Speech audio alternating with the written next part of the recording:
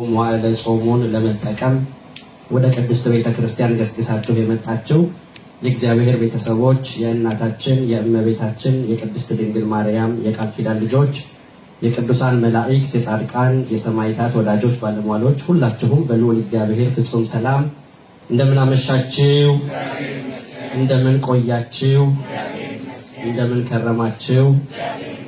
አሜን። አምላካችን ልዑል እግዚአብሔር ሳይገባ እንደተገባን አድርጎ በዚህ በቅድስና አደባባይ የሰበሰበን የአባቶቻችን አምላክ ልዑል እግዚአብሔር ስሙ ለዘላለም የተመሰገነ ይሁን።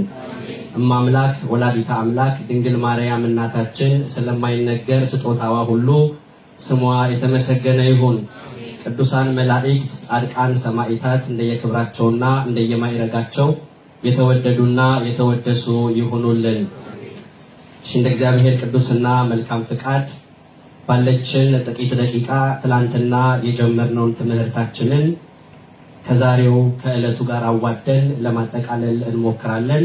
ለአባቶቻችን ለሐዋርያት፣ ለአባቶቻችን ለካህናት፣ ለአባቶቻችን ለሊቃውንት፣ ለአባቶቻችን ለመምህራን ምስጢሩን ጥበቡን ገልጾ ያስተማረ የመከረ የገሰጸ አምላካችን ልዑል እግዚአብሔር ለኔ ተናጋሪ አንደበትን ለእናንተ ደግሞ የምትሰሙበትን ጆሮ ብቻ ሳይሆን የምታስተውሉበትን እዝነ ልቦና እንዲሰጠን የአምላካችን የልዑል እግዚአብሔር ቅዱስና መልካም ፈቃዱ ይሁንልን። የመጽናናት ዘመን እንዲመጣላችሁ አስቀድሞ ለእናንተ የወሰነውን ኢየሱስ ክርስቶስን እንዲልክላችሁ ኃጢአታችሁ ይደመሰስ ዘንድ ንስሐ ግቡ በሚል ትላንትና ስለ ንስሐ ትምህርታችንን ጀምረናል። በእውነት እግዚአብሔር ለዚህ ሕዝብ እያደረገ ያለው ነገር እጅግ በጣም የሚደንቅ ነው። ምክንያቱም በዘመናት ሂደት ውስጥ የእግዚአብሔር ሕዝብ የሆኑ ልጆቹ በየትኛውም ስፍራ ላይ ይሁን ተስፋ እንዳይቆርጡ እግዚአብሔር አባቶችን፣ ወንድሞችን፣ መምህራንን፣ ካህናትን፣ ዲያቆናትን በያሉበት ስፍራ ላይ አብረው እንዲወጡ፣ እንዲያጽናኑ፣ እንዲመክሩ፣ እንዲገስጹ፣ ንስሐ እንዲያስገቡ፣ ቅዱስ ሥጋውና ክቡር ደሙን እንዲያቀብሉ፣ እንዲያቆርቡ፣ ንስሐ እንዲናዝዙ፣ እንዲሰጡ እግዚአብሔር አባቶቻችንን በዘመናት ሂደት ውስጥ ድንቅ ሲያደርግ ተመልክተናል። በእውነት በዚህ በካታር አካባቢ የምንኖር ኦርቶዶክሳውያን በአጠቃላይ እድለኞች ነን። አንድ ነገር እኔ የሚገባኝ ምንድነው? እግዚአብሔር ከተማን ያለ አንድ ሰው አይተውም። እግዚአብሔር ከተማን ያለ አንድ ሰው አይተውም። እንደምታስታውሱት አበብዙኃን አባታችን አብርሃም ከእግዚአብሔር ጋር በተነጋገረ ሰዓት፣ እግዚአብሔር ፊት በቆመ ሰዓት ስለ ሰዶም ሕዝብ ያነባ ያለቅስ ነበረ። እግዚአብሔር ሰዶምን ሊቀጣ በመጣበት ሰዓት፣ እግዚአብሔር ሰዶምን ሊያጠፋ በመጣበት ሰዓት ላይ አባታችን አብርሃም በእግዚአብሔር ፊት ቆሞ ነበረ። የአባታችን የአብርሃምን ቃል እግዚአብሔር ተቀብሎታል። በከተማው ውስጥ ስለሚኖሩ ጻድቃን፣ በከተማው ውስጥ ስላሉ ሰዎች እግዚአብሔር ሰዶምን እንደሚምራት ከአብርሃም ጋር ይነጋገር ነበረ። አብርሃም ጠየቀ። 50 ሰው አለ፣ 40 ሰው አለ፣ 30 ሰው አለ፣ 20 ሰው አለ፣ 10 ሰው ድረስ መጥቷል። እንግዲህ እግዚአብሔር በሚያውቀው ማለት ነው። ነገር ግን ሰዶምን ነፃ ሊያወጣ የሚችል ስለ ሰዶም የሚጸልይ ሰዶምን የሚያስምር እየመጣ ያለውን እሳት የሚያስቆም ኃይል አልነበረም፣ ሰው አልነበረም። የነበረው አንድ ሎጥና ቤተሰቦቹ ነበሩ። እኔ በጣም ይደንቀኛል። ሎጥ በዛን ጊዜ አስተውሉ፣ የአባቱን የአጎቱን የአብርሃምን ስራ እየሰራ በዛ በሰዶም አካባቢ ነበር ይኖር የነበረው። አንዳንድ ጊዜ እንግዳን መቀበል እንደ ኋላ ቀርነት፣ እቤታችን ሰዎችን ተቀብሎ ማሳደር እንደ ኋላ ቀርነት የተጠቀሙበት ሰዎች እያሉ የነሱን ስራ መስራት እየቻልንና መጽደቅ እየቻልን ዛሬ እንደ ኋላ ቀርነት እየመጣ ያለበት ጊዜ አለ። እነዛ ሁለቱ መላእክት ወደዛ ወደ ሰዶም በመሸ ጊዜ ሲገቡ ሎጥን በከተማዋ ደጃፍ ላይ ነበር ያገኙት። ይሰራ የነበረው ስራ ደግሞ የአጎቱን የአብርሃምን ስራ ነበር። እንግዳን በመቀበል እባካቸው አትለፉኝ፣ በቤቴ ተስተናገዱ ወደ ቤቴ ግቡ ብሎ እነዛ ሁለት መላእክት ወደ ቤቱ በገቡ ሰዓት የመጡት ሎጥን ለማትረፍ በሰዶም ላይ ደግሞ እሳትን ለማዝነብ ነበረ። በሰዶም ላይ የመጣውን እሳት በእውነት የሚቋቋም ኃይል አልነበረም። ሎጥን በስተመጨረሻ ታሪኩ ሰፋ የሚል ስለሆነ ሎጥን በስተመጨረሻ በቃ አንተና ቤተሰብህ ውጣ ተባለ። ወጣ። ዞራችሁ እንዳታዩ፣ ራስህን አድን የመሳሰሉት ሕጎች ተቀምጠውለት ነበረ። እሱ ራሱን ለማዳን ጥረት አደረገ፣ ራሱን አዳነ፣ ራሱን አተረፈ። ሚስቱ ግን ዞራ ሰዶምን በመመልከቷ ምክንያት ዛሬም የጨው ሐውልት በዛ በሰዶም አካባቢ ይታያል። ምን ላችሁ ፈልጌ ነው ይሄንን ከተምህርቴ ውጭ ያነሳሁላችሁ የእግዚአብሔር ልጆች፣ በዚህ ከተማ ላይ በዚህ ሀገር ላይ የምንኖር ሰዎች በጣም ጥቂት ሰዎች ይህንን የመሐረነ አብ ጸሎት ጥቅሙ ምን እንደሆነ ራሳችንን አድነን ራሳችን ጸድቀን ራሳችን ነፃ ወተን ለሌሎች እንድንተርፍ በዚህ ስፍራ ላይ ጸሎቱን ክቡር አባታችን እየመሩት ስትሰሙት ስላልጸለይ ነው አለ እግዚአብሔር ልጆች።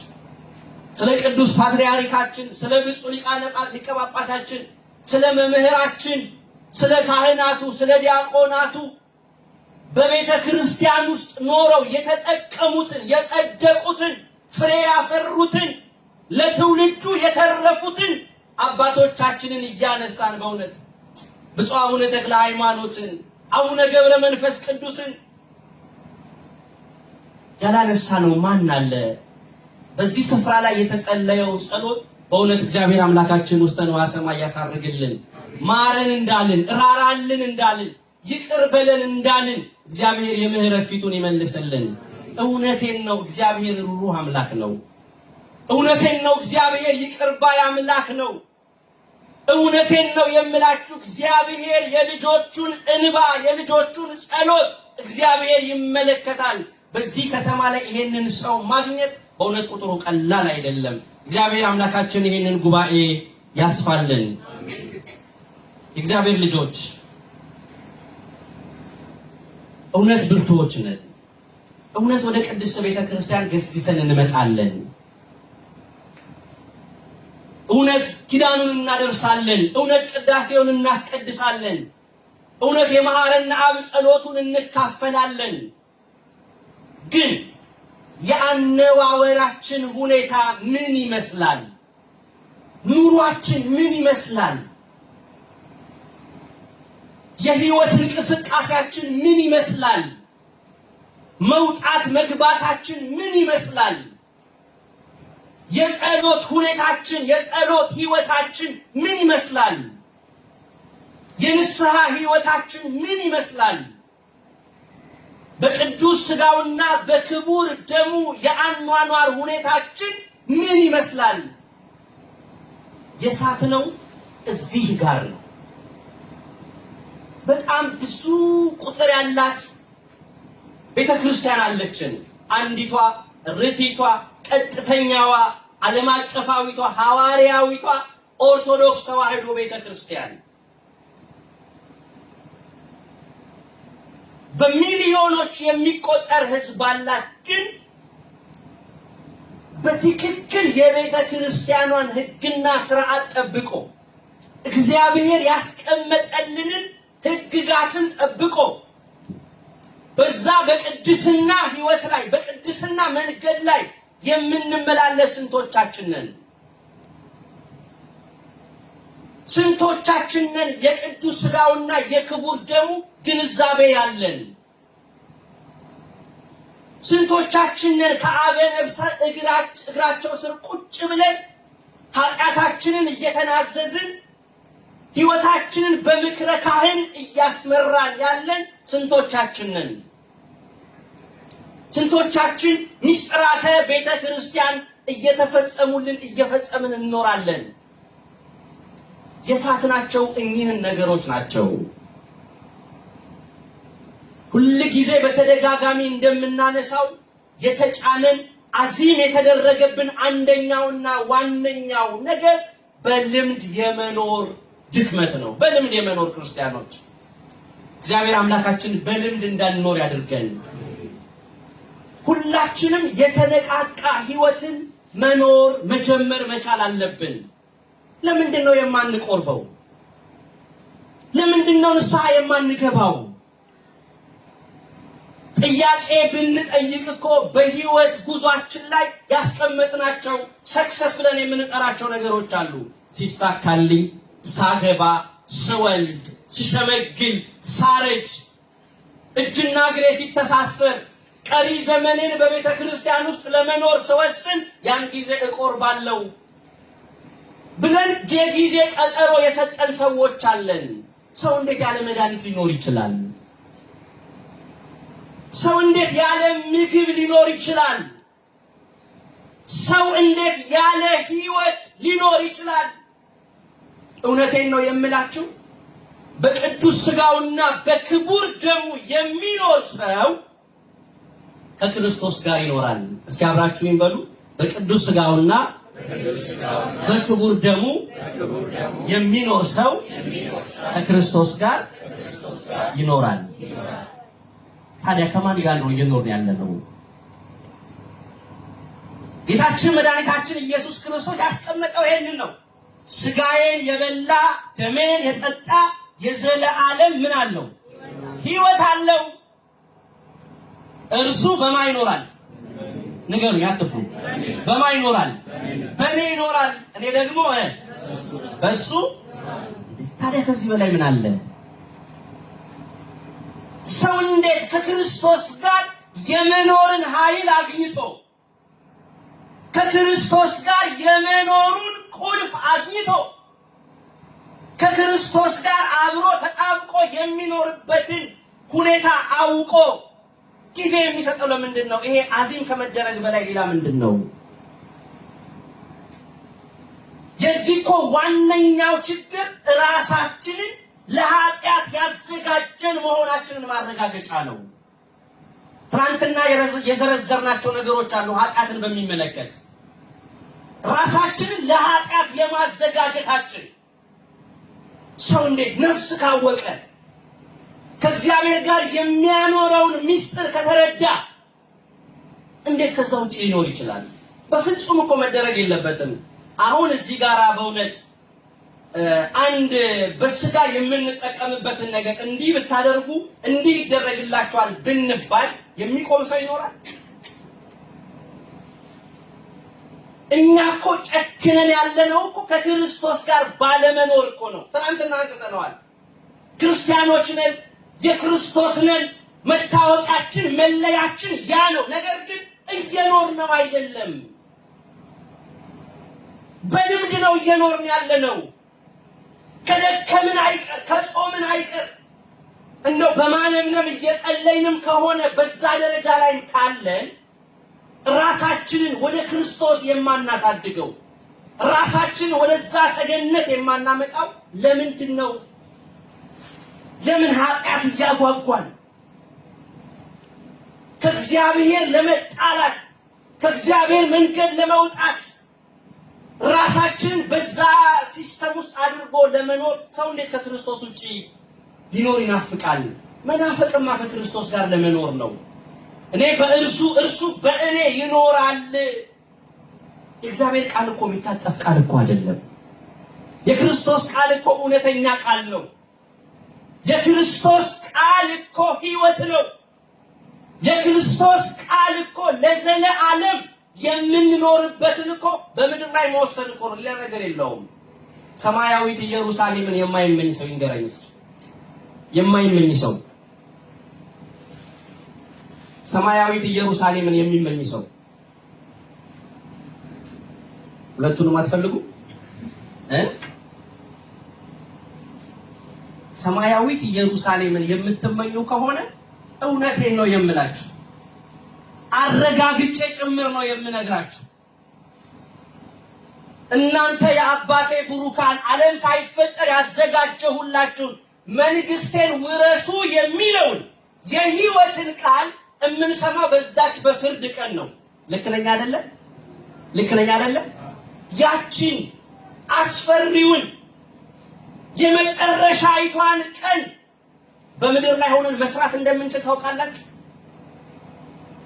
የሕይወትን ቃል መስማት የፈለገ በቀኜ ቁም መባል የፈለገ በምድር ላይ ወስኖ ይኖራል፣ ተወስኖ ይኖራል። በምድር ላይ መንገዱን አውቆ ይኖራል፣ ያንን መንገድ ተከትሎ ይኖራል። በምድር ላይ ከክርስቶስ ጋር ከኖር በሰማያት ደግሞ በክብር ዓለም ሳይፈጠር በተዘጋጀልን ስፍራ በኋለኛው ዘመን እንደምንኖር እናረጋግጣለን ማለት ነው። ስለዚህ የእግዚአብሔር ልጆች ቅዱስ ሥጋውና ክቡር ደሙን ከመቀበል ወደ ኋላ እንዳትሉ፣ ጊዜ እንዳትሰጡ፣ ቀጠሮ እንዳትሰጡ በልዑል እግዚአብሔር ስም አደራ እላችኋለሁ። ዛሬ አሁን ትልቁ ችግር ንስሐ የመግቢያውን መንገድ ያለማወቅ ነው። ንስሐ ማለት ምን ማለት እንደሆነ ስላልተረዳን ነው። ለሰራነው ኃጢአት ለበደልነው በደል እንዴት አድርገን ነው ለዛ ስርየት አግኝተን እላያችን ላይ የተጣበቀው ያ ቆሻሻ በንስሐ ሳሙናነት አስወግደን ነጭ ልብሳችንን በክብር ለብሰን ሰማያዊውን ማዕድ ሰማያዊውን መጠጥ ኢየሱስ ክርስቶስን በልተን ጠጥተን በእውነት በክብር ለመኖር ንስሐ የምትባለዋን ያቺ አስፈሪዋን ስንሰራው በልበ ሙሉነት ስናደርገው ተመችቶን ስንሰራው የጊዜ ቀጠሮ ይዘን ኃጢአትን ለመስራት ሰዓት ወስነን ደፍረን የሰራነውን ከእግዚአብሔር ጋር ለመኖር ያንን ለማስወገድ ደግሞ ልቦናችንን አናዘጋጅም። ዋነኛው ችግር ይሄ ነው። በቅዳሴ ሰዓት ላይ መተን ካህኑ ሲያውጅ ምን ይላል? ንጹህ የሆነ ከቁርባኑ ይቀበል፣ ንጹህ ያልሆነ ግን አይቀበል፣ ለሰይጣንና ለመልእክተኞቹ በተዘጋጀ በመለኮት እሳት እንዳይቃጠል እያለ የሚያውጀው አዋጅ ብዙዎቻችን ያስፈራና ያስደነግጠናል።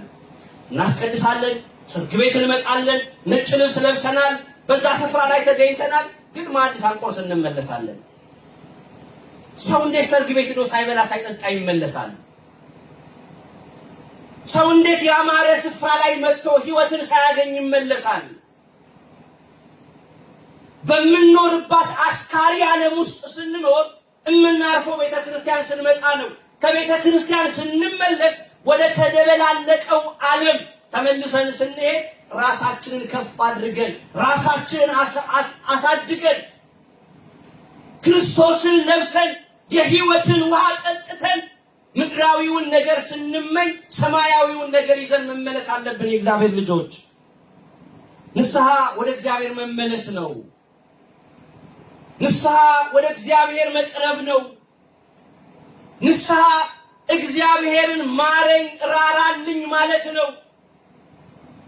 በሰራነው ልክ ባጠፋነው ጥፋት እግዚአብሔርን ማረኝ ራራልኝ ማለት የእግዚአብሔር ልጆች የሚያስቸግር ነገር የለምና ወደ እግዚአብሔር መመለስ አለብን። ንስሐ ከእግዚአብሔር ጋር መታረቅ ነው።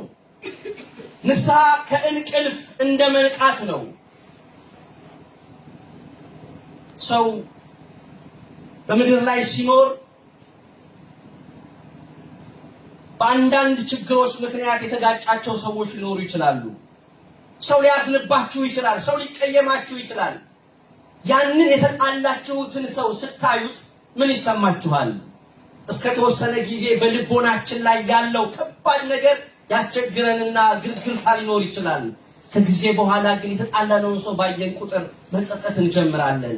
አስታራቂ ሽማግሌ እንፈልጋለን። አንዳንድ ጊዜ ለያዥ ለገናዥ የምናስቸግር ሰዎች በጣም ብዙ ሰዎች አለን። በምንሰራው በምናደርገው ነገር ከእግዚአብሔር ጋር ስንጣላ በንስሐ ደግሞ ስንመለስ ከእግዚአብሔር ጋር እንታረቃለን። ከእግዚአብሔር ጋር መታረቅ የማይፈልግ ማን አለ? እግዚአብሔር በምህረት አይኑ እንዲያየው እንዲመለከተው የማይፈልግ ማን አለ?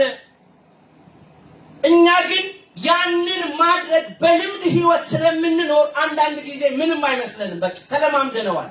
ኃጢአትን እንደ ውሃ ስንጠጣው፣ እንደ ልብስ ስንለብሰው፣ እንደውም አባቶቻችን ምን ይላሉ? ኃጢአትን ሲደጋግሙት ጽድቅ ይመስላል ይላሉ። ኃጢአትን ሲደጋግሙት ምን ይመስላል? ጽድቅ ይመስላል ብሎ አባቶቻችን ይናገራሉ። በቃ ተገዝተናል፣ ተማርከናል። ሁል ጊዜ በዛ ህይወት ውስጥ ነው የምንመላለሰውና የእግዚአብሔር ልጆች ከእንቅልፋችን መንቃት ያስፈልገናል። የምንነቃበት ጊዜ ዛሬ ነው። የምንነሳበት ሰዓት ዛሬ ነው። በንስሐ ሕይወት መመላለስ የምንጀምረው ዛሬ ነው። ከዛሬም አልፎ አሁን መወሰን መቻል አለብን። ለምንድን ነው አሁን ደብረ ዘይት ጌታችን መድኃኒታችን ኢየሱስ ክርስቶስ በዕለተ ሰንበት በደብረ ዘይት ዕለት ዳግም እንደሚመጣ እናውቃለን፣ ነግሮናል። ቃሉ አይታጠፍም። እንደው አያድርገውና ጌታችን መድኃኒታችን ኢየሱስ ክርስቶስ የፊት ለፊታችን እሁድ ቢመጣ ስንቶቻችን ተዘጋጅተናል?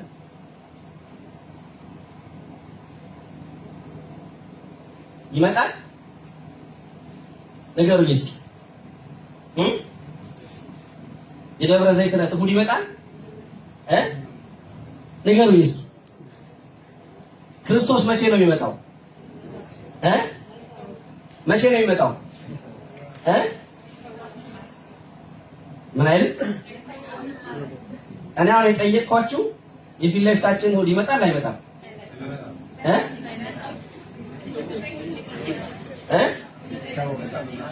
ግማሹ ይመጣል ግማሹ አይመጣም ማለት አያችሁ። ይሄው ያለንበት አውድ ነው የሚያሳየው። መምጣቱንም አለመምጣቱንም የሚያውቀው ማን ነው? ማን ነው የሚያውቀው? እግዚአብሔር ነው። ከኛ የሚጠበቀው ምንድነው? አቤት መዘጋጀት ብቻ። ራሳችንን እኮ ለሰዎች ስንታይ እኮ የተለሰነ መቃብር እኮ ነን።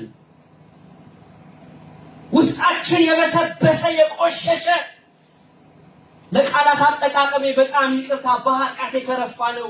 እላያችንስ ባማረ በተወደደ ዘመን ባመጣው ፋሽን በተወደደ መዓዛ በሽቱ እንደዛ ነው ህይወታችን። የእግዚአብሔር ልጆች ከኛ የሚጠበቀው መዘጋጀት ነው። ክርስቲያን ሁሉ መዘጋጀት አለበት። ክርስቲያን ሁሉ ራሱን ወደ ክርስቶስ ማሳደግ አለበት። 3 የንስሐ ደረጃዎች አሉ። የመጀመሪያው መጸጸት ነው። አጠር አድርጌ ነግራችሁ የዛሬ ትምህርቴን አጠቃላለሁ። የመጀመሪያው መጸጸት ነው። መጸጸት ደግሞ ለራስ መጸጸት፣ ኃጢአትን ጥፋትን ለራስ መንገድ፣ ኃጢአትን ማመን፣ መጀመሪያ ማንነታችንን ራሳችንን መመልከት፣ ራሳችንን መውቀስ፣ እግዚአብሔር እንዳይሰብረን፣ እግዚአብሔር እንዳያጠፋን፣ እግዚአብሔር መጨረሻችን የተጎሳቆለ እንዳያደርግብን መጀመሪያ ራሳችንን ነው መመልከት ያለብን። መጸጸት ነው ያለብን። ካልተጸጸትን ንስሐ በራሱ በጊዜ ካልኩሌተር የሚሰራ አይደለም። እንዲሁ ከአኑ ፊት ቁጭ ብለን አነብንበን ስለተመለስን ብቻ ኃጢአታችንን ተናግረናል፣ ነጽተናል፣ ጸድተናል ብቻ በመመለስ የሚሆን ነገር አይደለም። የእግዚአብሔር ልጆች መጀመሪያ መጸጸት ያስፈልጋል። ሕዝቅያስን ታስታውሱታላችሁ። ታሪኩ ያማረለት የተወደደለት በመጽሐፍ ቅዱስ ላይ ከንጉስ ዳዊትና ከንጉስ ሰለሞን በኋላ እንደሱ አይነት ንጉስ አልተነሳም የተባለለት ነው ሕዝቅያስ። አስተውሉ። አሕዛባዊ ንጉስ ሰናክሬም 185,000 ሰራዊት አሰልፎ ሊያጠፋው በመጣ ሰዓት ሕዝቅያስ በእግዚአብሔር ሰው ይመራ ነበረ። በነቢዩ በኢሳይያስ ይመራ ነበረ። እግዚአብሔርን ያመልክ ነበረ። ነገር ሁሉ የሰመረለት ሰው ነበረ። የሚያደርገውን ነገር ሁሉ ለእግዚአብሔር ሰው ይነግረው ነበረ። ለነቢይ እግዚአብሔር ቅዱስ ነቢዩ ኢሳይያስ መልእክተኞችን ላከበት። ሰናክሬም እየፎከረብኝ ነው፣ ሰራዊት አሰማርቶብኛል፣ ሊያጠፋኝ ነው፣ ሊገለኝ ነው፣ ሀገሬን ሊያጠፋት ነው። ስለዚህ ለአምላክህ አሳስብልኝ እያለ መልእክተኛ ለእግዚአብሔር ሰው ይነግረው ነበረ። ዛሬ ደስታችንን፣ ሐዘናችንን፣ ከፍታችንን፣ ችግራችንን፣ መጎሳቆላችንን ለማን ነው የምንነግረው? ማንን ነው የምናማክረው? ዛሬ እኮ ባልንጀራችን አማካሪያችን እኮ ብዙ ነው። ዛሬ እኮ ስለምንናገራቸው ስማቸውን ስለምንጠራላቸው ሰዎች እንኳን ጠንቅቀን አናውቅም። እውነቴን ነው የምላችሁ። ሕዝቅያስ ግን በእግዚአብሔር ሰው ይመራ ስለነበረ እግዚአብሔር ለሕዝቅያስ መልእክተኛ ላከበት። ኢሳይያስን ላከው። አትፍራ፣ እኔ ከአንተ ጋር ነኝ፣ ከዳዊት ጋር እንደነበርኩ ከአንተ ጋር እሆናለሁ፣ አይዞህ አትፍራ አለው። በማን ስለተመካ ነው? በማን ስለተመካ ነው? በእግዚአብሔር ስለተመካ ነው። እኔ በጣም ይደንቀኛል። በአንድ ሌሊት ቅዱስ ሚካኤልን ልቆ እግዚአብሔር 185,000 ሰራዊቱን ገሏቸው አደረ። አያችሁ፣ በእግዚአብሔር ስንመካ ነገራቶቻችን በእንዲህ አይነት ሁኔታ ውስጥ ነው የሚቀጥሉት። ከዛ በኋላ ሬሳውን ተመለከተ፣ ማሸነፉን ተመለከተ። ደናግላን ወጥተው ዘመሩ፣ እግዚአብሔርን አመሰገኑ። ሕዝቅያስ ከፍ ያለ ኑሮን መኖር ጀመረ። ከኋላ ግን አማካሪዎች መጥተው ይሄንን ድል ሲመለከቱ ምን አሉት? ሕዝቅያስ ሆይ ኢሳይያስ እኮ ድንግል በድንግልና ጸንሳ በድንግልና ትወልዳለች፣ ስሙንም ኢየሱስ ትለዋለች፣ አማኑኤል ትለዋለች ተብሎ የተነገረው እኮ ላንተ ነው አሉት። ለሱ ነው የተነገረው? ለሱ ነው ወይ? ለሱ ነው የተነገረው? አይደለም። አማካሪዎቹ እንደ ጥፋት እንዳጠፉ ድንግል የተባለች ኢየሩሳሌም ነች፣ አማኑኤል የተባልክ ደግሞ አንተ ነህ ብለው ነገሩት። በዚህ ሰዓት መታበይ ጀመረ፣ በልቡ መመካት ጀመረ። ትንቢት የተነገረልኝ ሱባኤ የተቆጠረልኝ ነኝ ብሎ መታበይ ጀመረ። አያችሁ፣ የአማካሪ ጥፋት ታላቂቷን ቤተክርስቲያን በእንዲህ አይነት ሁኔታ እንድትናቅ የሚያደርጋት፣ አባቶች እንዲናቁ የሚያደርጉት፣ ኢትዮጵያን ከክብሯ ከማዕረጓ ዝቅ እንድትል የሚያደርጋት፣ ያኗኗራችን ህይወት በእንዲህ አይነት ሁኔታ እንዲሆን የሚያደርግ አንዳንድ ጊዜ የአማካሪ ችግር እንደሆነ የሚያውቃችሁ ሰው፣ ስለእናንተ የሚረዳ ሰው፣ በቅርብ የሚያውቃችሁ ሰው ገመናችሁ እንዴት አድርጎ እንደሚያወጣው አታውቁም። ሕዝቅያስን አማካሪ ነው ገደል የከተተው የእግዚአብሔር ልጆች። በልቡ መመካት ሲጀምር እግዚአብሔር ደዌን አመጣበት። ከተኛበት አልጋ ላይ መነሳት አልቻለም። ወዲያው ነብዩ ኢሳይያስን ወደ ቤቱ ላከው። ምን አለው? ትሞታለህ እንጂ በህይወት አትኖርምና ቤትህን አስተካክል አለው። ትሞታለህ እንጂ በህይወት አትኖርምና ቤትህን አስተካክል። ምንን አስተካክል? ቤትህን አስተካክል። ደነገጠ። በቃ ኢሳይያስ ተነስቶ ከደጁ ወጥቶ ሄደ። ሕዝቅያስ ምንም አላደረገም። ክርስቲያኖች፣ ከተኛበት አልጋ ላይ ፊቱን ብቻ ወደ ግድግዳው አዙሮ ማንባት ማልቀስ ጀመረ። እንባውን አፈሰሰ። ማረኝ፣ ራራልኝ፣ ይቅር በለኝ ብሎ ደረቱን እየደቃ እግዚአብሔርን ደጅ ጸናው። በጣም ይደንቃል። ቁጥር 2 ላይ ትሞታለህ እንጂ በህይወት አትኖርምና ቤትን አስተካክል ብሎ ኢሳይያስ ቤቱ እንኳን አልደረሰም። እግዚአብሔር የዛን የንጉሱን እንባ መጸጸት፣ ማረኝ ራራልኝ ማለቱን ተመልክቶ አይቶ መለሰው ወደ ሕዝቅያስ። ሕዝቅያስ ሆይ እግዚአብሔር እንባህን ተመልክቻለሁ፣ ንስሐህን ተቀብያለሁ። ስለዚህ በእድሜ ላይ 15 ዓመት ጨምሬልሃለሁ ብሎ ተናገረው። እግዚአብሔር አምላካችን የንስሐ ዘመንን ይጨምርልን። አሜን። የእግዚአብሔር ልጆች መጸጸት እንዲህ ነው መሆን ያለበት። ስናለቅስ ስናነባ እንዲህ አይነት መልስ የሚያመጣ መጸጸት መሆን መቻል አለበት። ያለበለዚያ ግን በልምድ የምናደርጋቸው ነገሮች በአጠቃላይ ዋጋ የሚያስከፍሉ፣ መከራ እንደከፈልን ዋጋ እንደከፈልን እንድንቀጥል የሚያደርገን መሆን መቻል የለበትም። የነብዩ የኢሳይያስንና የሕዝቅያስን ታሪክ በሁለተኛ ነገሥት ምዕራፍ 18 እና በትንቢተ ኢሳይያስ ምዕራፍ 38 ላይ ታሪኩን በስፋት ታገኙታላችሁ የእግዚአብሔር ልጆች።